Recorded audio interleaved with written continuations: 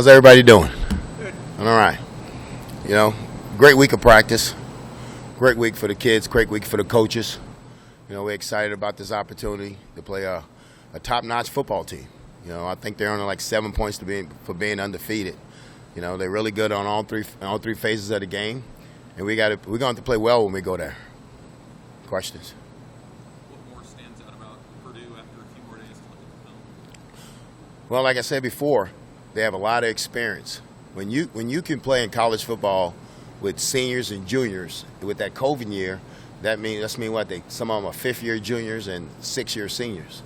So that's the maturity level. They're a very mature football team, so that means they won't panic under distress, and it's a team that you're going to have to execute against.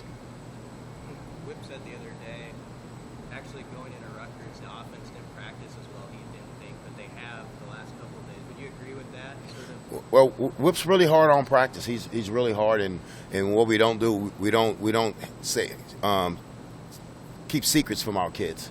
If they didn't practice up to our standard, we let them know. But we thought that they bounced back this week. And they got to practice well. The way you practice is the way you're going to play on Saturday. So they got to practice well. If some defenders that were banged up, do you expect them to travel?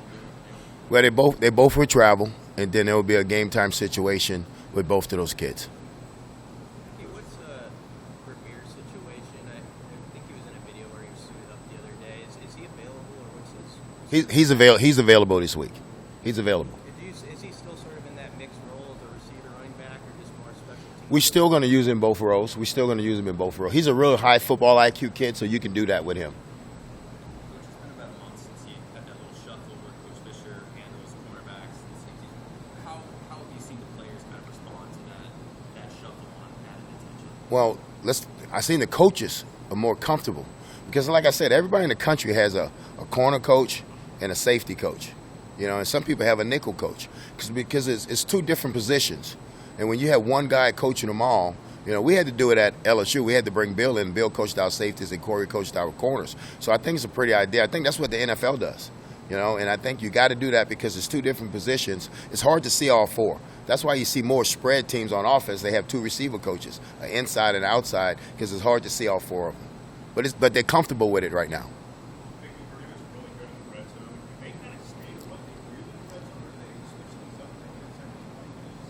Well, they're really consistent, and they do what got them down there.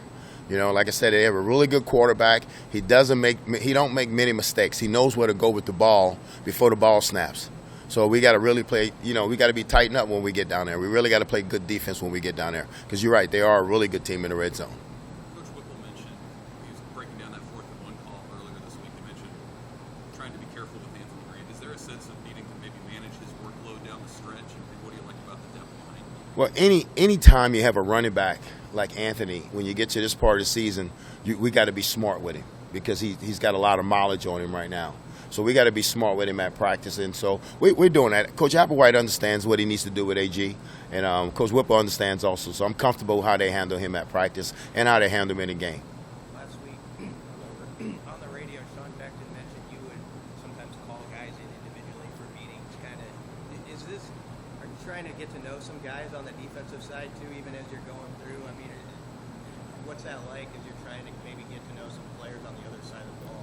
Well, no, I knew him. I knew who they was, but like you said, I'm trying to get the inner, get inside of them and figure out, you know, what gets them going, what gets them to tick. So yes, I have individual meetings, and I continue to have them with everybody on the team. If I see, I need to talk to you.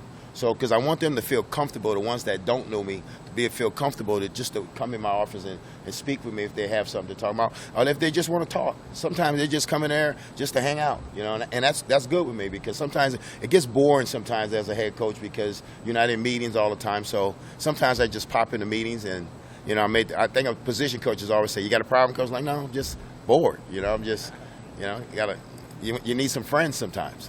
When you're the head coach, nobody wants to be your friend. They're trying to still kick me out the locker room, and I'm not going anywhere. Has it been a strange adjustment the last few weeks?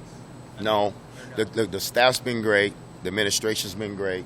The kids have been great. Everything's been great. Everybody's, just buying in what we want to do. So no, it's strange the way it happened, but now, you're settled in with it now. Kind of along those lines, everyone talks about the momentum of the team. How about for you, just as a head coach? You've been in the role for a month now. How much more confident? How much have you learned kind of being there? Well, I learn a lot every day. Every day I learn a lot on the job about this position, and it helps that I have, Coach Whipple with me, who's been a head coach, Coach Bill Bush, who understands me, who knows what I want, and Coach Beck and Coach Fish and Applewhite, the ones that, to keep me in my place, that, hey, you probably shouldn't do that. So I'm still open. I'm still not the guy that have all the answers. I think when guys think they have all the answers, you know nothing. So I'm still open to suggestions from my staff, because that's why they're there. They're there to help me, and they're doing a wonderful job of helping me in this position.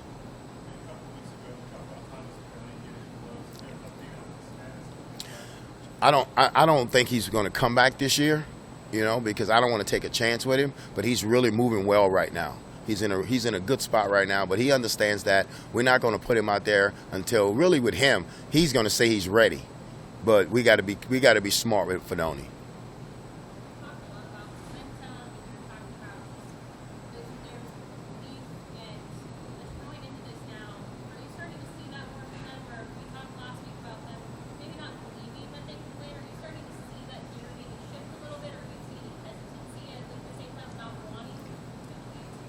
No, because they're going to take on my mentality. They're going to take up my makeup. My makeup is to be aggressive and to get after people.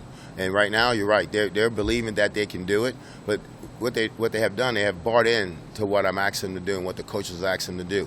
So you see smiles on their face. You don't see doubt in their eyes. You don't see doubt in their body language. They feel like, hey, we're in the game. We know it's going to be slugfest. We know it's going to be tight football games, but we're not scared to be in those situations anymore. Tuesday, you left the door open for some potential changes on the offensive line. Do you expect anything notable up front? No, we got to get our best five out there, and you'll see our best five out there once Donnie gets. I totally trust what Donnie's doing. So whatever Donnie figures he's comfortable with, I'm comfortable with.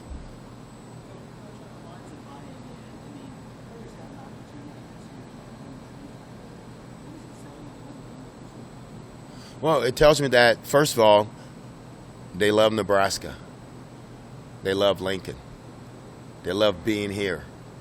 And we appreciate that. We appreciate that because you're right. A lot of them, they could have done that.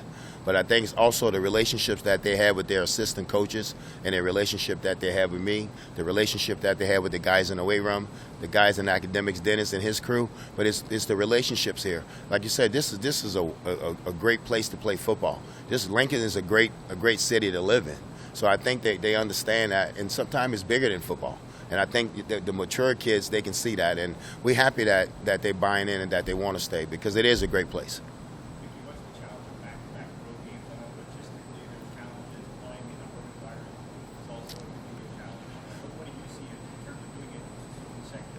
Well, we say it's a business trip. We're going for business and business only.